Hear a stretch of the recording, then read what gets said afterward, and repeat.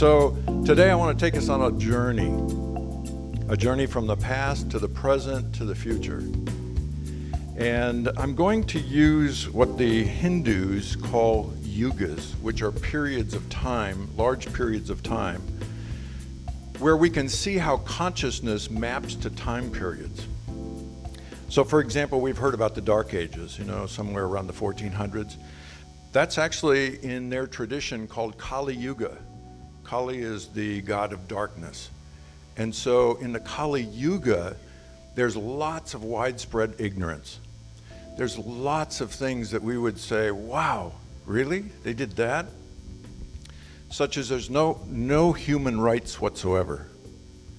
None, basically, unless you were in the ruling class or the elite class. So that period of time started at 700 BC, and it ran until 1900. It's a long period, right? So, and this is from Uteswa, Sri Uteswa, who was Paramahansa Yogananda's guru, who studied this from the Vedic traditions, the traditions going back 7 to 8 to 9,000 years or more. So here in 700, we begin to enter the Dark Ages. Well, what came before? What came before was a period of time of about 4,500 years in which we would consider it to be an enlightened age. It's also the same period of time we're going to come out of. So the way the yugas work is you descend out of the highest consciousness, you descend into Kali Yuga. And then you start back up again. That whole period is 12,000 years. I think I'm going to be pretty old pretty soon. I feel it already. And at 700, it's interesting to look at what was just before that. What are the kinds of things that would make sense for an enlightened age? Well, there's not a lot of information about that. We do know, for example, they found in northwest Turkey, Mohenjo-daro, which is a site that is 7,000 years old, that had streets laid out like a city in any town in America. It had intersections. They had sewage, they had running water, they had radiant heat, they had air conditioning. Hello? All without electricity. Is that amazing? It's not the first one they found, but it's one. Göbekli Tepe is another one. That one's 10,000 years old. But we don't have very much history to look back at. Why? Well, listen to this. In my research, I found in 527 BC, the Persians burned the Egyptian temples and all their documents. In 490 BC, the Persians destroyed the literary works of Athens. In 330 BC, Alexander the Great destroyed 12,000 volumes of the Magi. Where have you heard about the Magi before? The Bible. Yeah.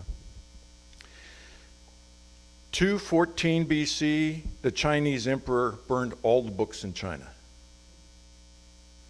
146 BC, the Romans destroyed 500,000 Phoenician scrolls at Carthage. In 52 BC, Julius Caesar destroyed the library at Druid College. In 250 AD, the library at Pergamum was destroyed by Christians. In 272 AD, the main library at Alexander was destroyed by the Romans. 391 AD, the daughter library was destroyed. Hello? This is the written records of thousands of years, burned by every authoritarian dictator who came to power to change what it said to match who they were. So when we look back, what could we have learned if all of that was available to us now? It'd be pretty amazing, wouldn't you say? Especially since some of that is right at the transition from the enlightened age into the darkness. The full force of the darkness hit around 1400. Human beings during that time were the only generation that sacrificed human beings. And this might be an eye-opener. They sacrificed 80,000 prisoners on one day. They sacrificed 250,000 of their people every year. Every year for 10 years. That's a lot of people. Why? Because in the Dark Ages, everything was about materialism. It was, if you wanted something from God, you had to give something that was physical to God to get something physical back. So, what's the highest thing you'd want to do? We want the highest possibility, so we'll sacrifice the young in order to get something back like grains for the year. We still hold on to a lot of that and a lot of the traditions, the religious traditions. We say to God, listen, if you give me this, I'll give you that, right? We barter. That system is pretty old. That system started back 7,000 years ago, and it still carries forward in the religious traditions, most of them. That is at the superficial level of religious traditions. So in the Dark Ages, people were pretty ignorant. I mean, there were literally no schools. There were a few colleges, but you had to be born into the ruling class or born into the elite class to get there. And that reminds me of how Marie Antoinette and Louis XIV, when there was a revolution, by the way, that was right at the end of the Kali Yuga and the transition into the new one, they were absolutely perplexed as to why people would revolt, because what? Why are they doing that? I mean, we're the ruling class. We were born into this. We'll die and go on to be the ruling class in the next world. But in the New Age coming, individualism was coming up. And so in the transition period from 1700 to 1900, we begin to see the climb of human rights begin to show up. In 1848, I believe it was, Uteswa wrote his little book called The Holy Science. In that book, he talks about the Yugas, and he talks about the age coming would be known as the energy age and the information age. In 1848, that's maybe 20 years before science began to have a revolution itself. In science, we started going from the mechanical universe. Everything works on gears and things. Everything was mechanical, human body mechanical.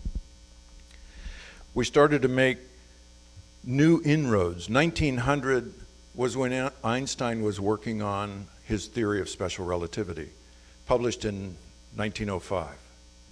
In I believe it was 1919 or 1915, his general relativity came out, all about light, energy, and information. And here we have the beginning of this energy age just skyrocketing. When you look at the chart, we go from little or no understanding of anything to skyrocketing up because the Industrial Revolution started to take place.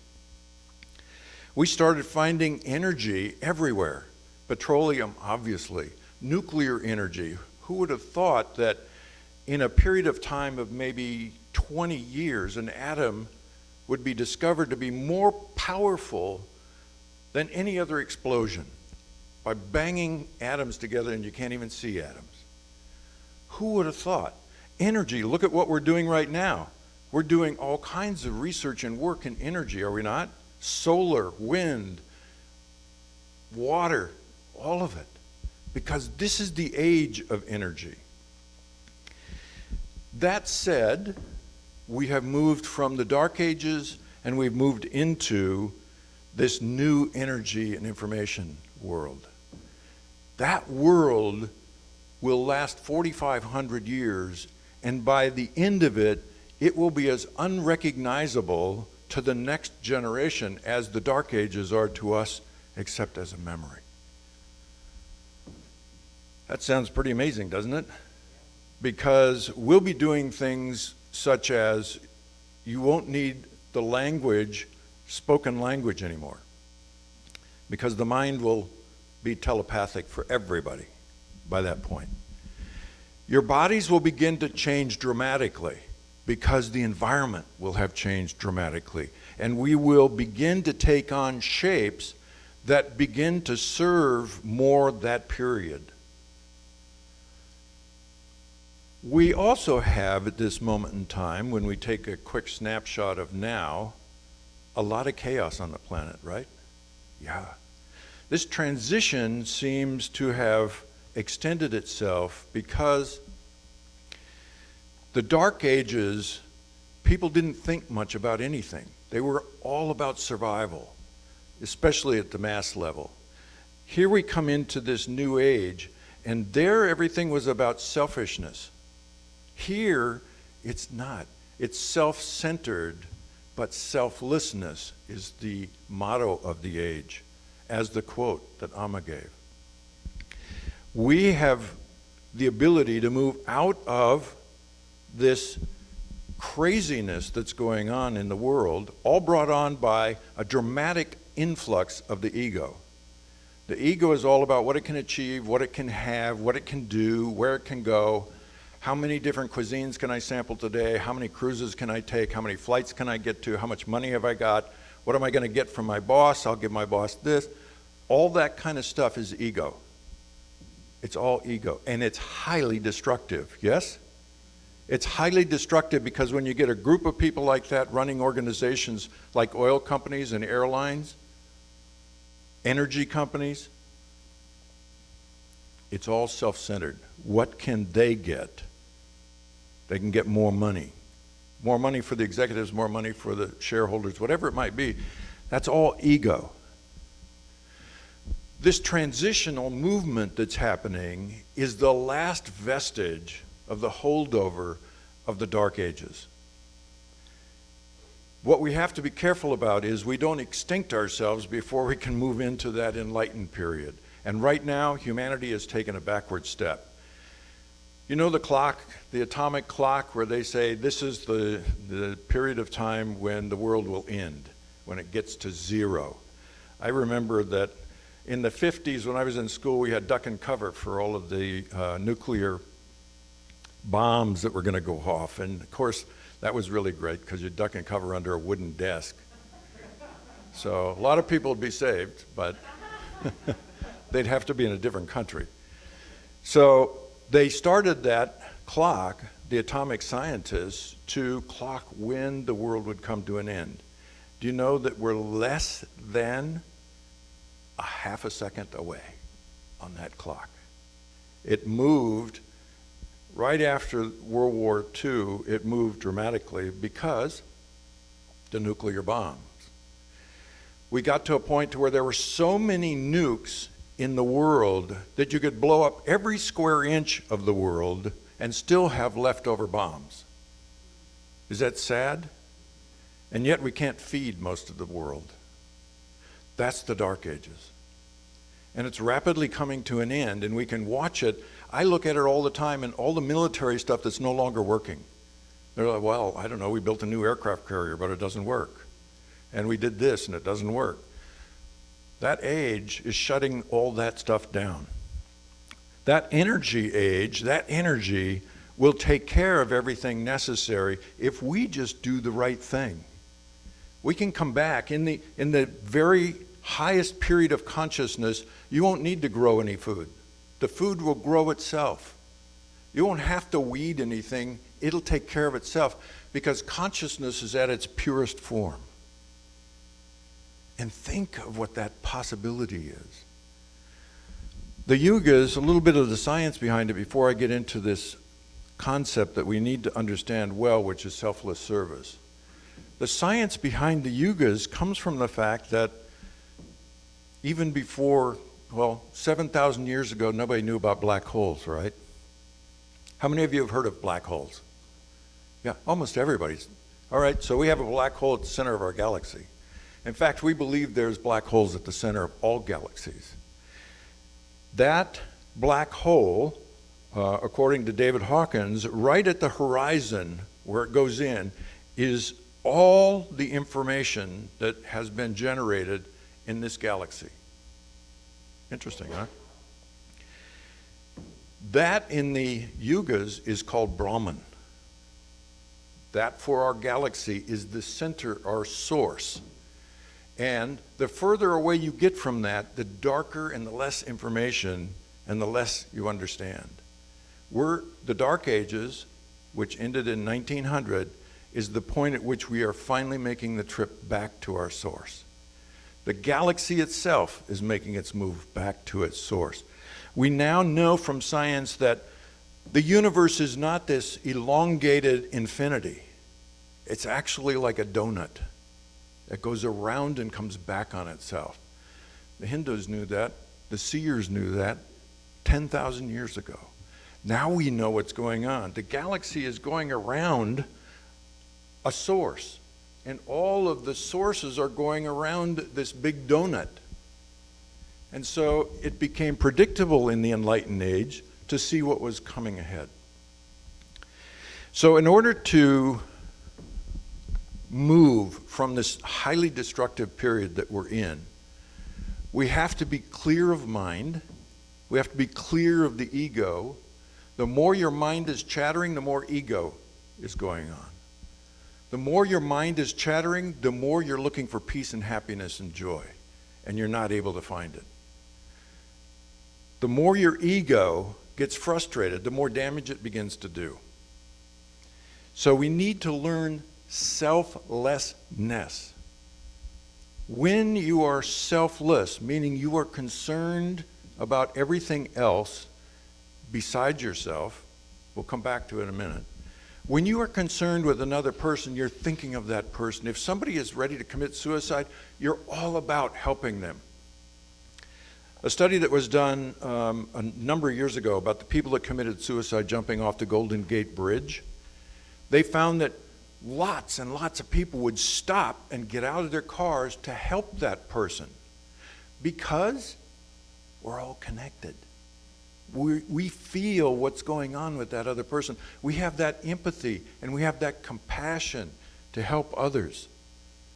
This is the enlightened age. Compassion, selflessness, looking out at the world and seeing what we can do. Can we plant more trees? Can we do things that are going to help the planet and help other people on the planet? Selflessness means that when you are moved into that space, that your concern for other things lets your ego die down. It begins to subside. The more concern you have out there for other people and what's going on in the environment and what's happening on the planet, the less your ego gets involved and the more your spirit comes up. We need to move from our head to our heart now. It is very interesting that when you get to the enlightened period, you'll find out that you don't need to think at all. Isn't that interesting? And in fact, it's almost hearkening back to the Dark Ages when they didn't think at all. All they did was get up in the morning and go out in the fields, and they went back at sundown and went to bed. Except now, you won't need to think because the universe will be channeling through you. That power of that energy will come through you into the world. We already see that in people that are on the planet now, whether it's an Amma or it's you and your intuition. Intuition is that kind of, it thinks you, you don't think it. Yes? And it's very powerful. When you experience it, you go, I want more of that. How do I get more of that? Take a breath. So there's a lot covered here. The idea is the past is telling us what the darkness was all about, and it was moving towards this enlightened period, this enlightenment. And this enlightenment is going to go 4,500 years, and then the next stage is coming which lasts another 7,000 years till the final stage of high consciousness, which is, another 6,000 or 7,000 years. A total of 12,000 years is what it is. I'm sorry, it's 12,000 years from the beginning to the descent, and 12,000 years on the ascent back. It's 24,000 years total, which is a very short period of time, since the universe, as far as we can tell in quantum physics, began about 14 billion years ago. Maybe even more than that if they figure out the newest particle that has shown up in the last couple of weeks. We have so many new particles in quantum physics. We have people that specialize in these particles because they show up every time we do a test. We fire an atom or an electron down this 15-mile circumference, and it hits another one, and when it breaks apart, the computers photograph it instantaneously. And they can't see the actual electrons or anything that was involved in it. They can only see the path in which it took. But when they do, they can go, whoa, that's new. And now they do more experiments. And it changes physics. Back in the days of Lord Kelvin in the late 1880s, Kelvin is an absolute temperature, by the way, in science. He founded that and other things. Back in that time period, he said, quote, "There's nothing new to be learned in science. We know it all." 20 years later, the revolution of quantum physics happened, and he was shocked. Quantum physics doesn't apply to the world that he understood, which was the world of Newton. It was the world of gravity. It was the world of mechanisms. It was a world based on the Dark Ages. Quantum physics is the science based on the Enlightenment period. To be selfless, we have to first come to the place of compassion for ourselves. We beat ourselves up more than anybody else could, and we do it all the time. And we do it in our language in our head. We do it in the language when we're talking to other people. We are constantly putting ourselves down. It is the greatest profanity there is, because what you're doing is condemning God. Why would you be condemning God? Because the source of who you are is God. And when you move into the highest enlightened state, that's a oneness with God. So when you are saying things like that, you are saying that about God. When you say, "I am stupid," the "I am" is the reference to the source. So is that what you want to be saying about God? I don't think so. And you don't want to be saying it about yourself, because all that does is it furthers the ego's game.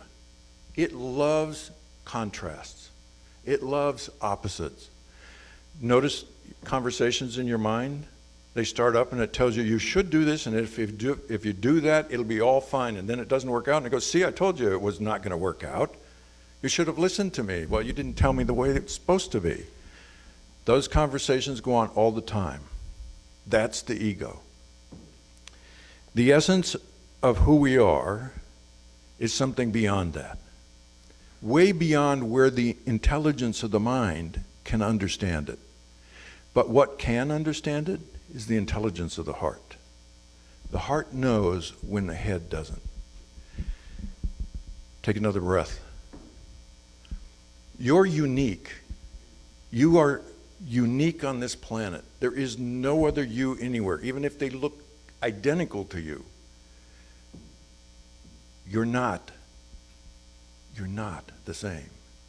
And every part of who you are is here for a reason. And that reason is to discover the truth of who you are, so that you can help others discover the truth of who they are. When I was doing coaching, I used to say, if I see in you what you do not see in yourself, I'm the bridge to your becoming. And that's what we're here to do, is help others to become the truth of who they are, the essence of who they are. Are you willing to try and do what needs to be done to change the world? Are you willing to change yourself so that you can do and bring what needs to be brought to the world? So if that's true, then every single morning when you wake up, I recommend you spend 5 minutes in the quiet. And do that for 2 or 3 weeks. And then move it to 10 minutes, 15 minutes, 20 minutes, 30 minutes, until you get to a place to where the mind begins to settle down. And sometimes that, for me, sometimes it'll take 2 hours. It's so wound up in all of its stuff. But when it settles down, it's the technique I use is to focus on the space between the thoughts, and it takes a while when the busyness of the mind is going. But once I find that space, I can put my awareness there and hold it there. The mind begins to settle down, the ego begins to settle down. And then you've opened the door for the heart. So are you willing to try that? Okay. I want commitments written and emailed to me. And I want videos. So this is important stuff because we're at a turning point in the world. We're in an absolute point where Amma says, if we're at 3rd stage cancer on the planet, because the planet is there, then every person on the planet is at stage 3. Almost every. The reason is because our vibration is what either helps or destroys the planet. Either you're vibrating at a high rate or you're vibrating at this low rate. So take a breath and let's realize for a second, close your eyes, focus your awareness in your heart.